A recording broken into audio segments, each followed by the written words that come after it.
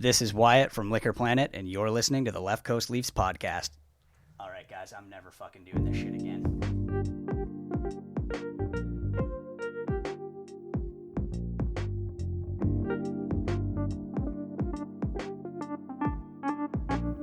What's up, everyone? Welcome to episode 74 of the Left Coast Leafs podcast. I'm Sean Orr, joined by my good buddy Trevor Bast.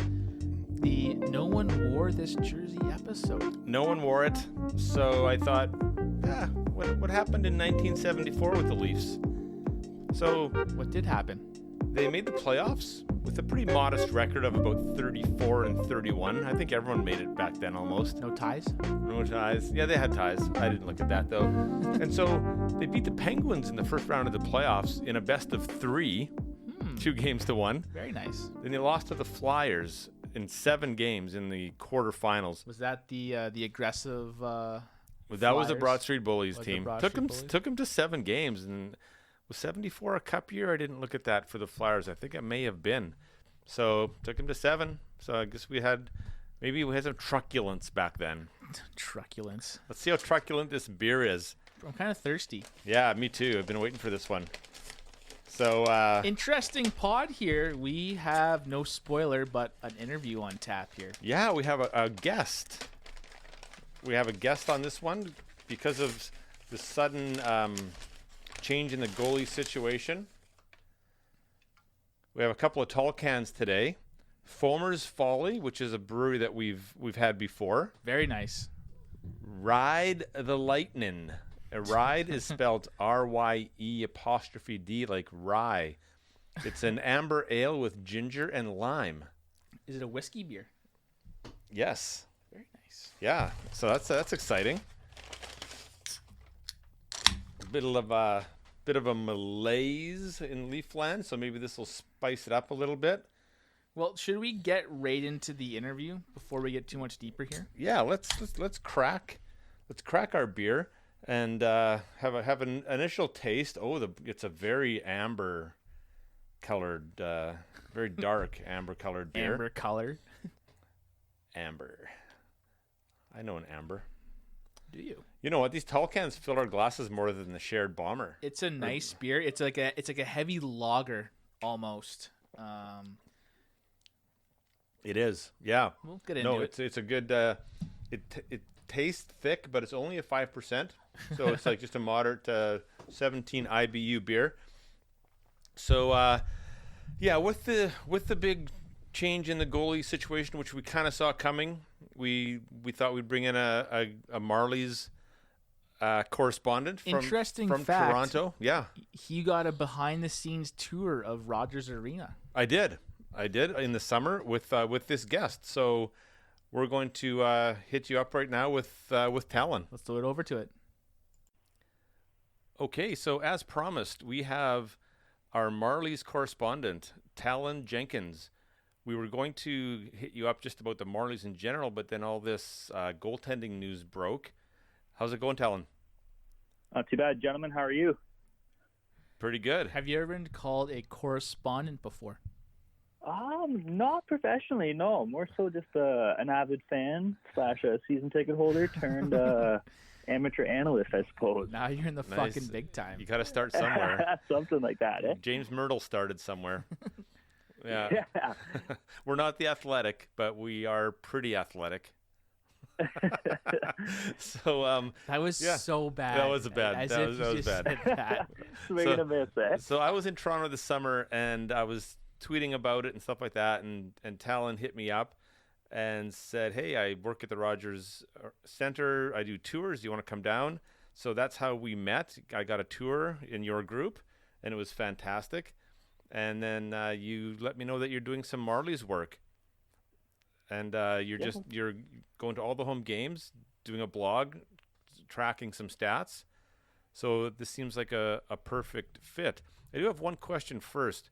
Now you've changed your Twitter handle to your proper name, but you used to be Pierre Engvall's neck guard. So what's the origin behind that?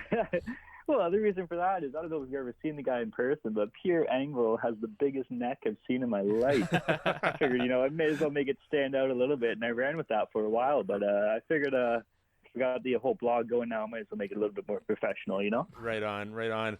So hit us up with the pronunciation of our new backup goalie.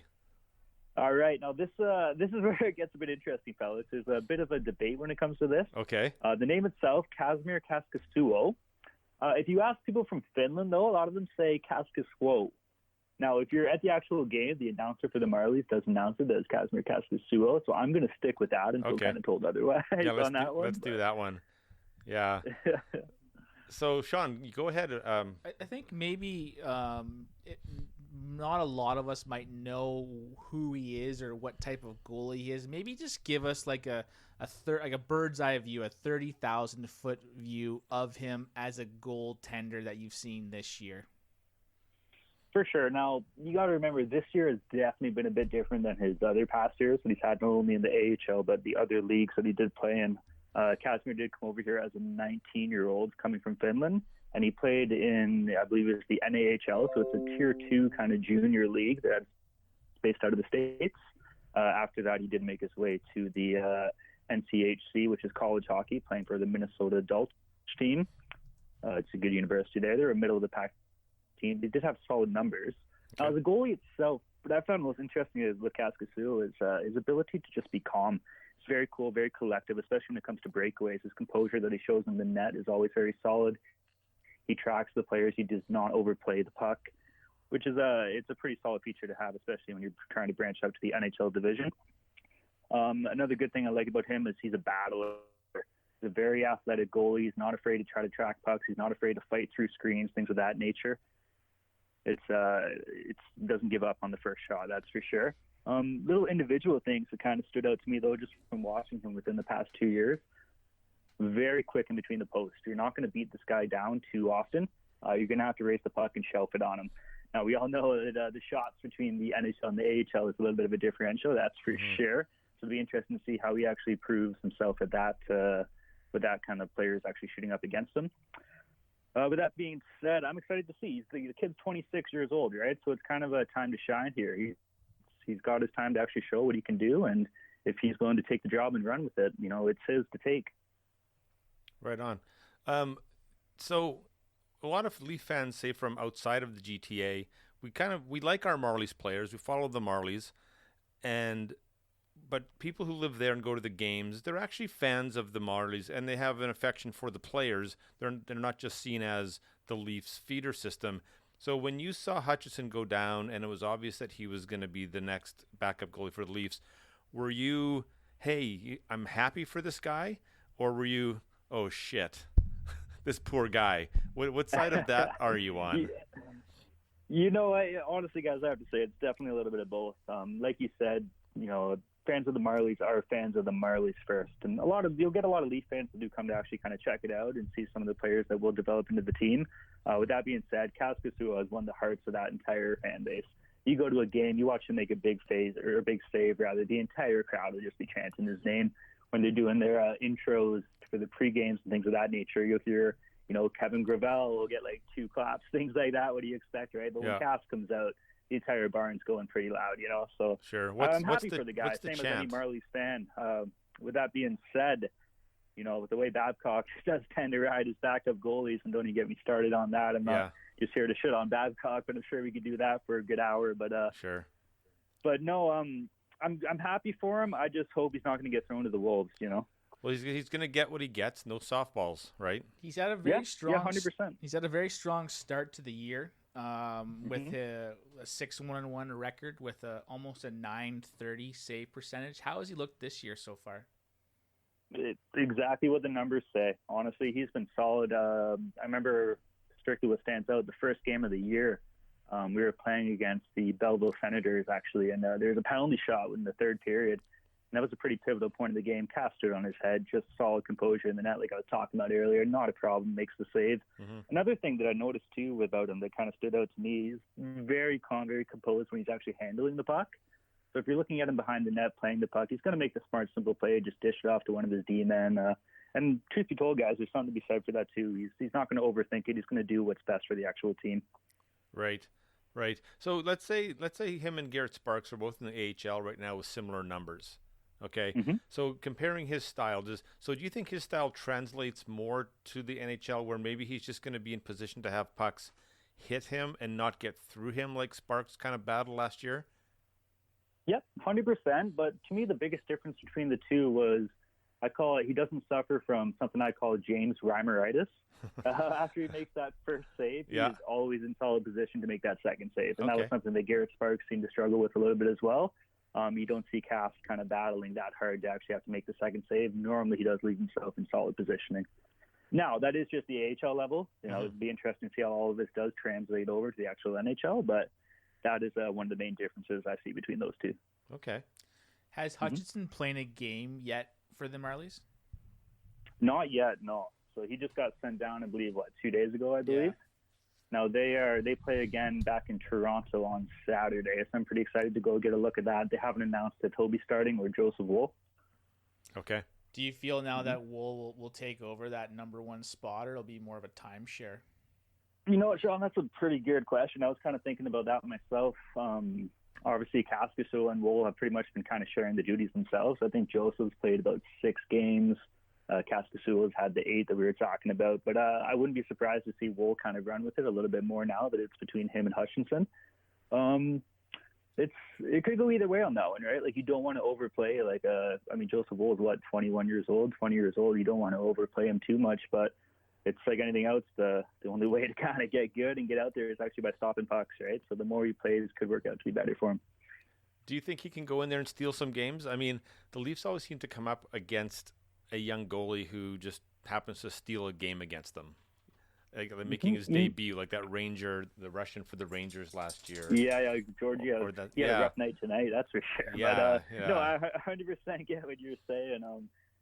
Based off what I've seen firsthand with him, he does have that ability to make not only just saving the entire game, but that one play, when it's a 2-2 game, it's, 10 minutes left in the third period, he has the ability to make that one save, and there's something to be said for that for sure.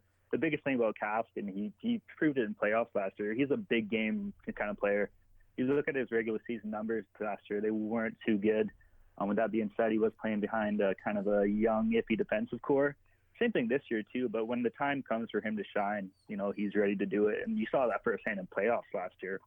I think he played about 12 games in playoffs last year for the team. He had a goals against average. What was it, like 2.17 or something like that? Like, in the playoffs, too. That was good hockey. I got to watch a lot of those games firsthand, and that team wouldn't have went as far as they did without him, that's for sure. Yeah, I read that. It was really a big part of the piece that Myrtle put out this week on The Athletic was around how well he did in the playoffs, and then the start to this year. It seemed to really turn a curve for him, or turn a corner, sorry. It did. It just kind of continued over, to be honest with you. Like 12 games in the playoffs, 2.14 goals against average, 0.972 save percentage. That's literally 1 point off both for how he's played this year, right? So it's translating over pretty good, and that's what you want to see. I wrote an article about him actually about a month ago. I think I published it October 10th, and I just talked about it. I think it would have been awesome for him to actually stay and develop for another half season with the Marlies, maybe not get called up, right. 10 games into the season for him. But hey, if now's the time, I guess, right? Sure. I mean, I don't think backup goaltending is maybe our worst attribute as a team right now, but it is Toronto. And everything's magnified, and when you don't win in 5 games, that's kind of what you get. I just got a notification on my phone that there's a new Leaf Report podcast just came out, but I guarantee we will have the better Kaskisou breakdown. So Here's the hope in it. We'll scoop them on that for sure. So so before we go here, is there? Plug your blog and your Twitter handle and whatever you're working on right now. Yeah, for sure. You can follow me on Twitter at Leafs Fan Talk. That's Leafs Fan Talk. Yeah. Pretty easy kind of thing to figure out. And then the website, my blog, I've been working on and started. It's www.clapbombs.com. Clapbombs. I just kind of write out. Nice. Yeah, clapbombs.com. Yeah, I've read some of your things. It rolls off the tongue a bit, eh? Yeah, I like it. But I do some kind of just simple zone entries and zone exit stats tracking based off the Marlies. Traditionally, when I've done it, I haven't really posted anywhere, and some of the stuff that I found actually translated over to what I saw happening at the NHL level as well. Yeah. So decided to do that, for as many home games as I can for this season. Excellent. I'm not gonna lie, I'm broke as shit, so it's kind of hard for me to buy AHL TV to actually do the road games. But Right. hopefully in a couple of weeks I can start working on that. And Well, maybe that's all one I day do we'll for be able to articles pay about the team. maybe we'll pay our correspondence one day and yeah, keep that one in mind. yeah. Give it a couple of years to hold you to it. All right. So what do you? Okay. So last thing. So is he going to win against Pittsburgh on Saturday if that's the game he gets? Yeah, I'm gonna do calling it for him? 100%. Now I know it's a back-to-back, and that always hurts. But with no Yeah. Crosby, no Letang in the lineup, I'm sure this kid's just as fired up to play. Another thing we kind of overlooked: he's played full seasons with Gauthier, Timashov, Moormer, and I'm sure those guys are just happy to see him up. And Absolutely. he's a goalie that players want to play for. That's for sure. Awesome. Right on. All right, Talon, thank you very much for that. Thanks, man. We really appreciate it. My pleasure, gentlemen. Have a great night. Okay, thanks. Chip. Take care. Super insightful stuff there. Yeah. I like that. Really good. Nice addition there. Yeah, absolutely. Nice find. Thank you. It's gonna cause me some post production. Hopefully this thing actually makes the open market. It'll be the most post production I've ever had to do. Is that why you're sweating right now? I'm just sweating bullets right now. No, he was really good. We're gonna have to use him down the road for other Marley things. So I feel like we've talked about the backup goalie switch situation probably more than enough over the past 2 or 3 weeks here. So let's move on from it. Is Michael Hutchison actually bad? Yes. Okay. He's awful. There. Okay. We'll put that one to bed. Moving on. Are the Toronto Maple Leafs actually bad? What is going on with this team? Like, it is painful. Painful. It's not even an exciting brand of hockey. Like, they used No. to lose in exciting ways when they did lose over the last couple of years. And It's just bad. They're playing bad hockey. uninspired. Even that article this week from Jonas Siegel, where he put, can Tavares drive a line? Look what he did in New York for 7 or 8 years, I however long know. he was there. Obviously, he should be. Because we don't know that as a Maple Leaf because he actually, Marner kind of drove the line. Well, we saw him destroy us as an Islander every time he played us, though. Yeah. So hopefully he still has the legs to drive a line, the system to, who knows? He's The gonna. system. Well, who knows what the ring has to do? Yeah. Because if they're being asked to do really fantastic things, they're not doing it. Either they're not listening or they're not being told the right things. I don't understand how a team that was so promising, had 105 points, went down to 100, and now, unless they get on a couple of heaters, might not hit 100 points this year, might not hit 95. But if they would have won the game yesterday against New York, they would be on pace for 100 points. So that's why you can't be doing point projection this And that's early why in the year. I've never been about point projections. I've always been about my gut, and my gut hasn't been right for half of last season. And Do you have the shits? I need some Pepto-Bismol. Too much Sasky pill? I think I'm watching too many of these games. It's like trying to read those report cards after every game. How much can you micromanage a team? I'd like to just go away for 3 weeks and come back and see where they are. Just check out. Just turn it all off. I should Just delete apps. I'll just TV. But I'll still do the podcast based on no information. just how I think they're doing. Old man rants at the wind Yeah. or the And then everyone sun. can tweet, "Okay, boomer." I wish I wasn't a boomer now. I hit it by a year, and now we're just getting abused by the Xers and the millennials. Do you wish you were a millennial? Yeah, I do now. I'm embarrassed to be a white boomer. How would you have lived your life differently as a millennial? If I was born in 1980, Yep. I wouldn't enjoy pie or golf as much because apparently millennials are killing pie and golf. I like pie and golf. Yeah, I mean you're one of the good ones. Yeah. 86 was a good year. It's funny because we've never actually just kind of abused our age difference all that much. We've never brought it up. I've never been one to look at age as a big thing. Yeah, I know. I mean, It's really just a number. it used to be called. It just used to be called the generation gap. I'm not like my dad because of the generation gap, but now we have these labels, and on social media we just attack each other. It's fuck people, just relax, man. You get into it though on social media, like you get attackable, like attacking. You know what? Here's my policy. I never comment on someone's tweet that I don't agree with. But if somebody gets really shitty on me right away, I'll kind of tell them that, or I'll just block them. But I like a good engagement, but I never go hard on with anybody. And if people just attack a tweet, people just attack tweets just like angrily right off the hop. Like, and I usually go to their profile, I'll look at their tweets and replies, and they just do it to they just like spend their life just like shitting on people's tweets. And I'm like, just fuck this guy, and I'll just throw him the block and move on. Why don't you mute? I don't know. The block feels better.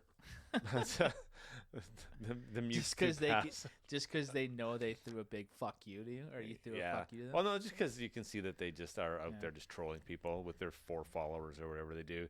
But anyway, back to this. So we have a back-to-back this weekend. We have Boston on Saturday night. Like I'm pumped for that. Mm-hmm. You should come over. You should watch it. On Saturday night? Could do that. I could do that. Okay. Maybe have a little pot around it. Short one. Yeah. I could bring my stuff. Only if it's going to be a happy pot. I don't want a pot if Boston's shit kicking. According to Talon is guaranteed to win for Capo Caco. Do the Leafs play on Friday? They go Friday, Saturday, Saturday? Boston. Saturday, Pittsburgh. No Crosby, though. Thank God. Out 6 weeks. Yeah. They'll probably play 600 hockey for those. Oh, is Friday the Hall of Fame game? Yeah, it's a Hall of Fame game. Yeah. It's going to be a long opening game ceremony, and I'll just tune in late. Who's Guy Carbonneau going in? He was a pretty good player, actually. Kelly recognize her? Is she? Wasn't she last year? No, I think she's this year. Is she this year? Okay. I know she's they announced it early. Yeah, she's a first ballot. Yeah. Well deserved. So what's your most disappointing thing about the season so far, or just this weird stretch? The feeling of like the team is not checked in. Like they need to be dialed. This is a big year, and they're just fucking out in left field. Did you see my tweet earlier where I screen captured 4 seasons of the Flames? When I didn't really I browsed it, but I didn't get into it. They had that thing where they had that really good year, and they had all this promising young guys, Monahan, Goudreau, nice blue line. And then they just like crapped the bed the next year. Then they went back up to 90 some points and crapped the bed the next year. Then I just think we have better players than that though. Like I don't know we shouldn't be in this position right now. I agree. Yeah, I agree. It's one particular player, Tyson Barrie. We were talking earlier off microphone. He's really like just because he hasn't got into the groove. Like obviously he's with Colorado for 8 years. Yeah, makes a change here on the biggest year of his life, with it being a contract year coming up, and he just hasn't been good. Yeah, and I don't know if it's a new system, new living, like new city to live in, or what it is, but he needs to figure it out and quickly, because we need him to be flying around, buzzing on the ice, making plays. Like it makes so much sense now to just switch him into power play 1 and let him maybe get some mojo going. I agree. And get that power play might as well be 0%. Like it's garbage. And like I don't think Morgan O'Reilly would be a guy that would take that as an insult. No. And he might enjoy the load management. He might enjoy the less minutes per game, because he's one of the highest in the league. Yeah, and it could help us on the power play the penalty kill. Yeah, because our PK's been fucking atrocious. You know, one of the worst PKs in the league. That's embarrassing. I think I put out a poll. I said, who would you rather have back right now, Connor Brown or Ron Hainsey? And it's crazy to think that we actually want Ron Hainsey back. Like we'd actually be better today with Ron Hainsey in our lineup. I don't want Ron Hainsey back. But if you know what I mean? Like the things that are missing are the kind of the things that he delivered, and we used to crap on him so much. But he got paid. We couldn't pay him. Yeah. Good. But something's got to give. Matthews is having a career year, and it's just being overshadowed by crap. The thing is, though, Matthews comes out, he'll put up like 2 goals or a goal and assist, and you'll be like, meh. Like he wasn't that. Like he could have given me so much more during that game. Yeah, and that's the insane game as a whole. Of how good he is. That he can do that, where it's like 2 points a game. You're kind of like, what else he got. Like you should have done a lot more. Yeah. Because he's that good. I'm happy that Nylander is showing some consistency over some games here. Mm-hmm. We need that out of him. I mean, for a couple of reasons. Just we need his production, and we need to just feel positive about something. Nylander's up to 8 goals, 8 assists for 16 and 20. I still think he's going to be a point-a-game player for us at the end of the year. Yeah. He'll be over 80 points. I mean, that could always like I don't think that the Marner contract we'll ever look at that and say it's a good value contract. Like he'd have to have 130 points for that to be a value contract. But the Nylander contract will be a value contract for us one day. Matthews has 13. Like he's got 26 points in 20 games with 13 goals, and it's kind of like you should be way better. And that's crazy that we're putting in that like we need to. Like, we have super high expectations, but Matthews is really, like, from a point production standpoint, like, he's meeting them. Like, he's on pace to put up, like, well over 100 points here. Yeah, and not better in the sense that we need you to be Jonathan Taves, 200-foot player guy. We just need you better in the bigger moments. Better when it's time to win a game. If we were winning right now, like, if we had a good record, he would be, like, Hart Trophy candidate type. It'd be him, Pasta, Draisaitl, McDavid kind of thing right now. Yeah, he's having that kind of year, but it's just this losing just overshadows it, or just winning so inconsistently. It's almost like something needs to change. I know, and it's the elephant in the room. Well, did you see that? I sent you that clip Steve Daniel retweeted it. I saw it. That's where I saw it first, and of like 12-year-old Kyle Dubas. So smart though. Yeah, he's very intelligent, but just pointing to a coaching change. It's so ironic. Everyone's talking now that Dubas doesn't have the power to fire Babcock. That it's Shanahan makes that decision. That was apparently the no. It was said that Buddy at the top, MLSE guy, is the one who bought Babcock this year.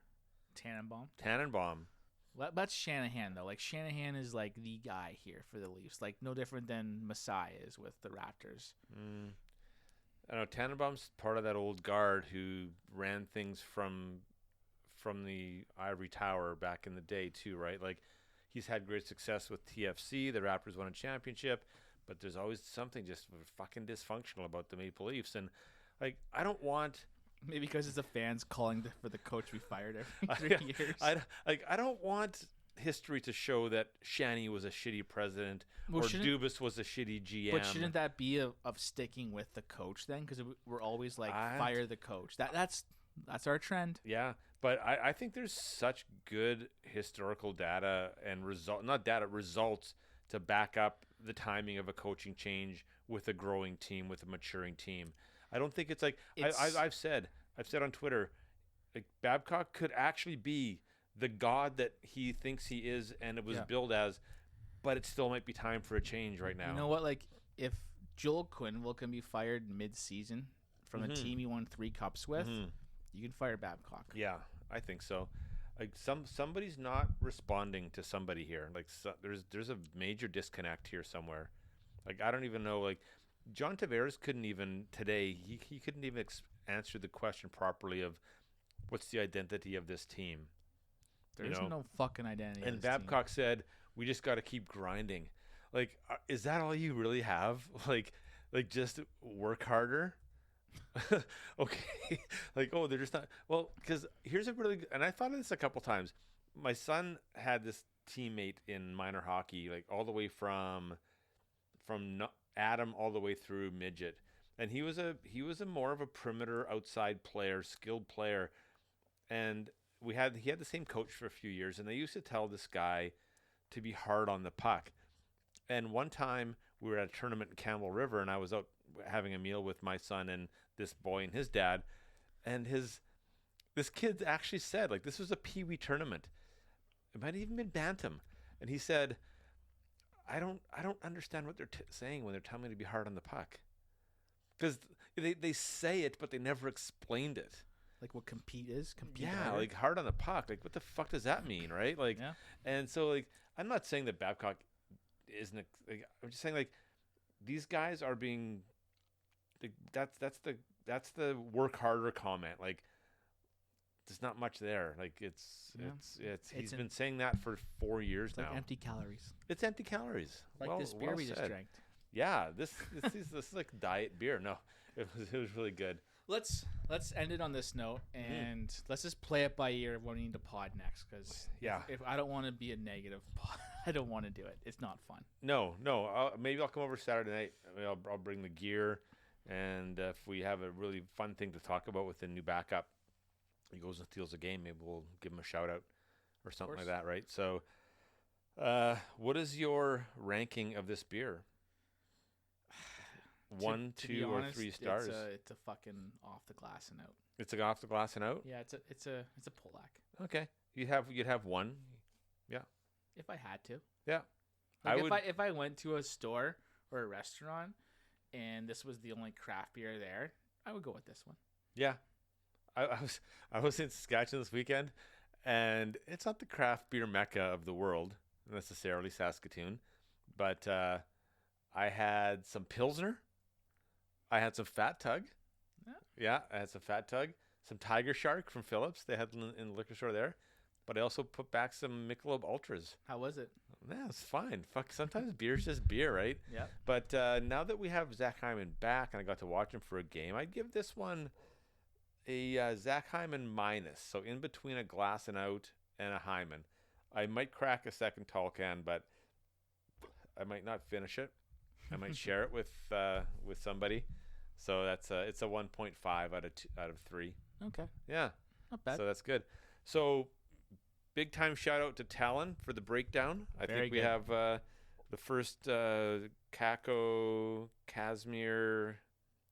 Kaskisou. Just fail. Mr. Magoo. Mr. Magoo. These Finnish names are they're fun, but I think we're gonna win that back to back. I think we're going 2-0 Friday, Saturday. Go Leafs, go.